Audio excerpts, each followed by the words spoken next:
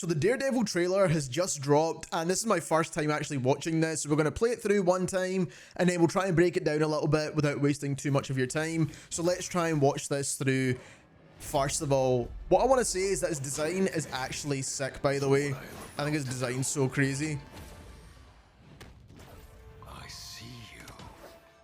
So he's able to run on walls. That's actually nuts. And he's beating up Iron Fist in a 1v1. So he's able to use like nunchucks from the looks of it as his primary attack.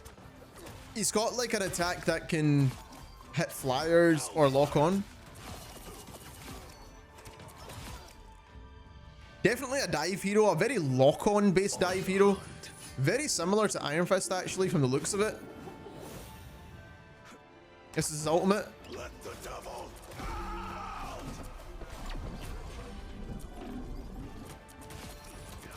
Bit confused to what's going on here. Oh, she's marked, right? So she's taking damage anyway.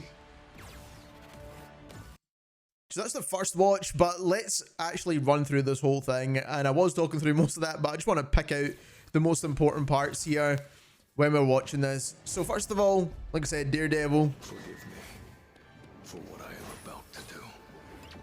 And that is the design of the hero, which looks insane, right? So essentially, he's marked Iron Fist through the wall, right? So as you can see, his abilities, he's got a right click, which is going to be his primary attack from the looks of things. He's got a shift, he's got an E, and he's got an F, right? When you figure out what all these do, he's got 325 HP, which is actually a lot of HP, but I won't set myself on this exactly because sometimes they show different HP amounts for heroes and then they change it when they actually get released, right? So I do want to point that out. Now, also, quickly here, he's got 3 charge bars of some kind of fire thing that we need to see exactly what that gets used for. It looks like it's part of his E ability, but we'll find out right now. So as you can see, you can mark Iron Fist through the wall. And then he's got a zip line, which was his shift, which basically brings him closer to enemies. I don't know if you can zip up and down the ways as well. And he's now able to run on walls. I don't know if that is part of that 4-second righteous cross, which you can see right here, or if that's the mark that he's got on Iron Fist. So I think he'd be able to run on walls passively, right? So that's something that you can do passively regardless. So now that he's marked Iron Fist, he's on top of him now. It looks like this is just standard melee damage that he's doing right now from the looks of it. I want to quickly go back and see if he uses his F here, which he does actually. So he uses his F to kind of lock on and then deal damage to him. So the right click is a secondary fire actually from the looks of it, because it looks like it has a cooldown. So he's going to use the dash again, which he dashes into Squirrel Girl now. She's also marked, so it looks like you need to mark them, then you can dash into them. And then I wonder if he uses that secondary fire. He doesn't use it that time. So now this is the, I don't even know what ability that is he's just used. I don't know if that's his E. So I'm not really even sure what he's just used there. He used the E, I think, from that's what that is. And then, as you can see, he kind of just hits it off the ground, but it bounces into Storm anyway. So it's almost like an Unk almost, but without having to place anything. Also, as you can see, Punisher and Groot are also marked on the left-hand side here too. And then what he's done is he's taken out Storm, so he's got some kind of ranged attack, of course. And then he's on top of Punisher now when he's closer to her, and then dealing melee damage. So it's kind of weird to keep track of which abilities he's using. He's using the shift a lot, that dashes him forward, but I wonder if the dash it does seem to only work when you've marked the player, right?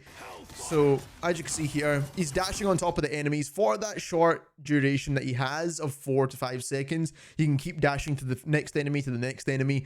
That is insane for a dive hero, actually. This is going to be probably one of the best dive heroes in the game. He's also got a damage buff. I don't know if this is from another hero, because he's also getting healed up as well, actually. This looks like he's getting a Mantis buff. I'm not really too sure.